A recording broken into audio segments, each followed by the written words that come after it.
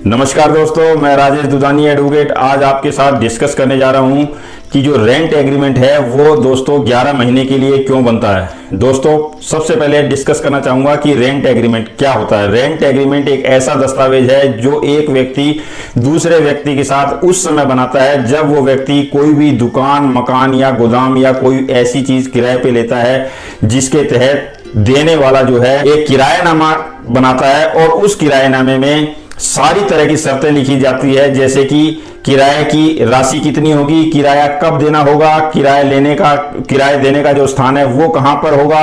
दोस्तों इसके अलावा उस किराए में जो है कितनी एडवांस ली गई है, किराया देने की जो तिथि है वो कब तक होगी। अगर कोई व्यक्ति किराए में डिले करता है तो उस डिले के दौरान जो है दोनों पार्टी को अधिकार है कि वो 1 महीने के नोटिस से उसको खाली करवा सके। तो इस तरह से कई शर्तें उसमें जो है एग्रीमेंट में लिखी जाती है। दोस्तों रेंट एग्रीमेंट को लीज एग्रीमेंट के रूप में भी बोला जा सकता है। ये जनरली देखने में आता है कि ये 11 महीने का ही बनता है। वो इसका मुख्य कारण ये है दोस्तों कि जो 11 महीने का जो दस्तावेज बनता है वो रजिस्ट्रेशन एक्ट 1908 के तहत में रजिस्टर्ड करवाना अनिवार्य नहीं होता। और रजिस्टर्ड करवाना अनिवार्य नहीं होता इसलिए जो है उसके ऊपर में स्टैंप ड्यूटी या जो रजिस्ट्रेशन चार्जेस होते हैं वो भी नहीं लगते। अगर दोस्तों आप 11 महीने से ज्यादा का अगर बनाते हैं तो रजिस्ट्रेशन एक्ट की धारा 17B के तहत में उस दस्तावेज को रजिस्टर करवाना अति आवश्यक है। अगर आप उस डॉक्यूमेंट को रजिस्टर नहीं कराते हैं तो उस डॉक्यूमेंट की कोर्ट की नजरों में कोई वैल्यू नहीं रह जाती।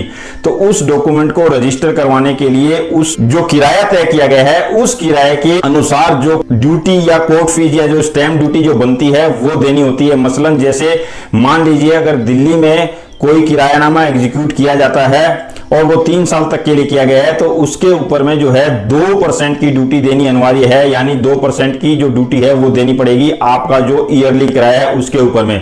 तो इस तरह से जो व्यक्ति रजिस्ट्रेशन नहीं करवाना चाहता अपने किरायानामे का वो व्यक्ति 11 महीने का किरायानामा ही बनवाता है ताकि उसके ऊपर में रजिस्ट्रेशन चार्जेस या जो ड्यूटी है वो ना देनी पड़े। दोस्तों सेक्शन 49 जो है रजिस्ट्रेशन एक्ट का वो भी इस बात की तस्दीक करता है कि जो दस्तावेज रजिस्ट्रेशन के तहत अनिवार्य है और उस पर अगर रजिस्ट्रेशन नहीं करवाया गया है तो उस डॉक्यूमेंट की कोई वैल्यू कोर्ट के समक्ष नहीं होती।